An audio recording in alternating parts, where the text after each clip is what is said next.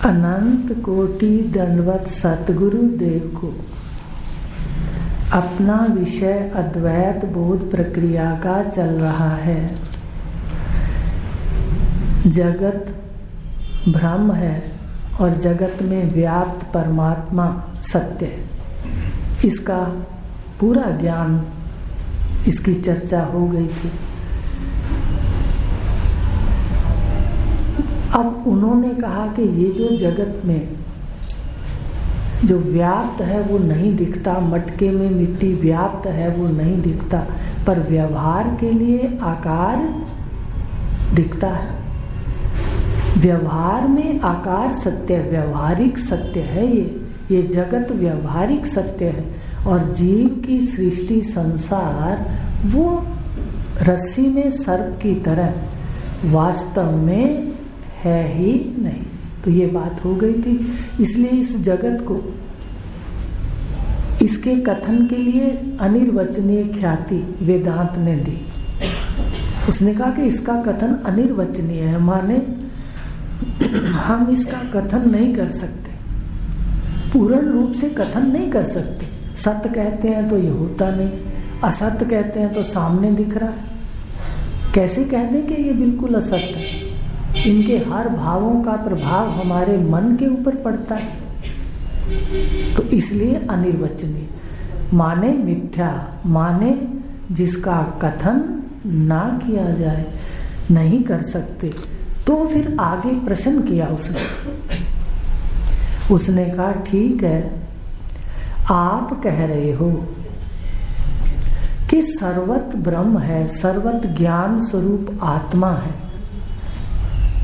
और फिर उधर से कह रहे हो कि इस आत्मा ब्रह्म का ज्ञान लो। भाई जब ज्ञान स्वरूप आत्मा है, सर्वत्र है, तो फिर ये अज्ञान किसको है? जब और कुछ है ही नहीं, केवल ज्ञान ही ज्ञान है, ज्ञान ही ज्ञान है, तो फिर अज्ञान किसको है? ये बात अभी पूछेगा शंकावादी। तो अपने पढ़ लेते हैं 104 पृष्ठ पर अद्वैत बोध प्रक्रिया का चिदाभास की 7 भूमिकाएं।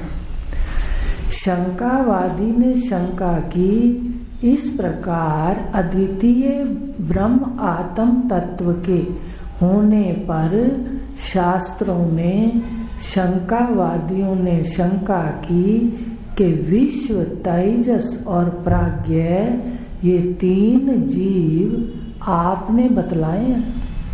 देखो वो अपनी बात नहीं करता, वो कहता सारा कुछ आप कह रहे, फिर आप मुझे समझा दो। उधर से कहते हो अद्वितीय है और उधर से कहते हो कि जीव 3 है, विश्व, तेजस और प्राज्ञ। और चौथा जीव साक्षी कुटस्थ बताया आपने। भाई जीव है 3 बता दिए, विश्व बता दिया, तेजस बता दिया, फिर प्राज्ञ बता दिया, फिर आपने जीव का साक्षी बता दिया जिसको कुटस्थ का।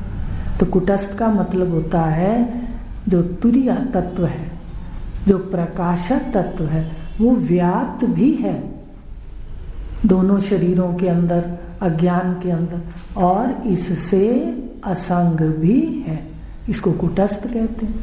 तो कहता मुझे साफ साफ समझा दो कि जो जीव कुटस्थ भी आपने बता दिया, अब 4 चेतन आपने बता दिए, साथ में यह भी कहा है कि जीव 3 नहीं, फिर आप ये भी कहते हो कि भाई जीव 3 नहीं है, तीनों का चेतन एक ही है।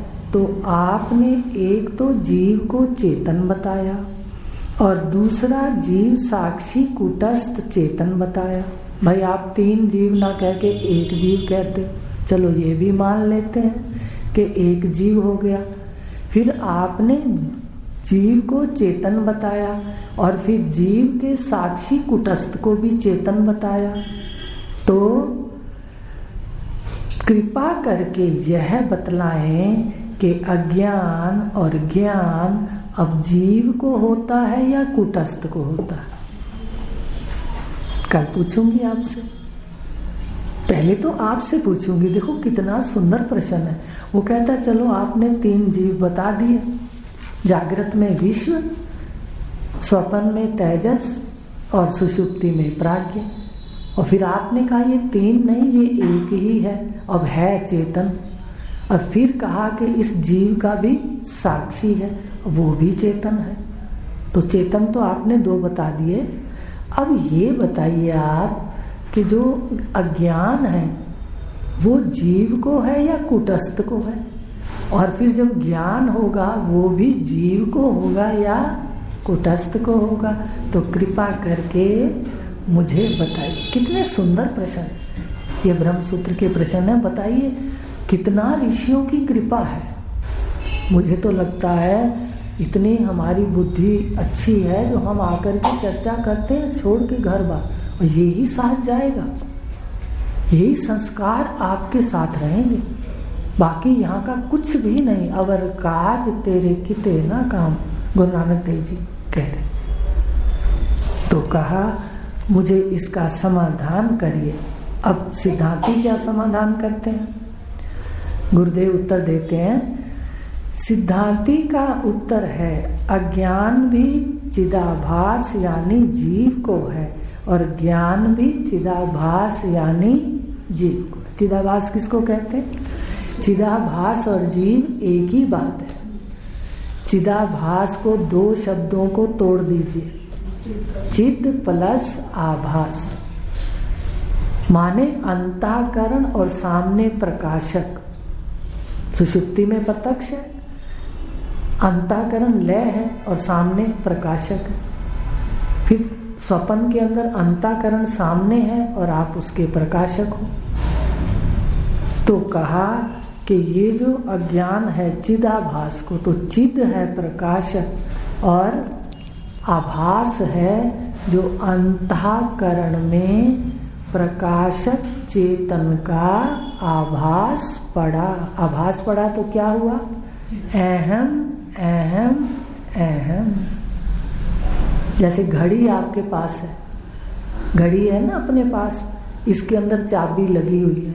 जब हम चाबी भरते हैं, घड़ी भी है, चाबी भी भर दी, तो तीसरी आवाज अपने आप होती है, टिक टिक टिक टिक। और चाबी ना भरो तो टिक टिक, दो नहीं है तो टिक टिक नहीं है, एक है तो टिक टिक नहीं है। और अगर चाबी भी भर दी और घड़ी भी है, दोनों है तो तीसरे का प्रादुर्भाव है। ऐसे ही अंतःकरण भी है और पीछे प्रकाशक भी है, चिद भी है, तो उसका क्या पड़ेगा अंतःकरण में? आभास। अब उसी अंतःकरण वाले को जीव कहते हैं। अक्षर किसको कहते हैं? षडाक्षर में जीव को उपदेश करते हैं कि तू अक्षर है। उसके जीव का भाग, माया के भाग को छुड़ाते हैं, त्यागते हैं, सुषुप्ति दिखाते हैं। अपनी संज्ञाओं को याद रखो, जैसे पढ़ो वैसे स्थिति हो, फिर पुरुषोत्तम की अवस्था आती है। जीव को उपदेश करते हैं, पहले अक्षर दिखाते हैं कि तू अक्षर है। कब अक्षर है? माया भाग का त्याग करता है तो शर और अक्षर। फिर आगे दिखाते हैं तो चिदाभास माने चिद भी है जहाँ, और चिद का अंतःकरण भी है। तब तीसरे का घड़ी की तरह क्या हुआ? अंतःकरण में चेतन का आभास आया, अंतःकरण प्रकट हुआ, जागृत में स्वप्न में आभास आया, तो उसमें मैं ये टिक टिक हो गई।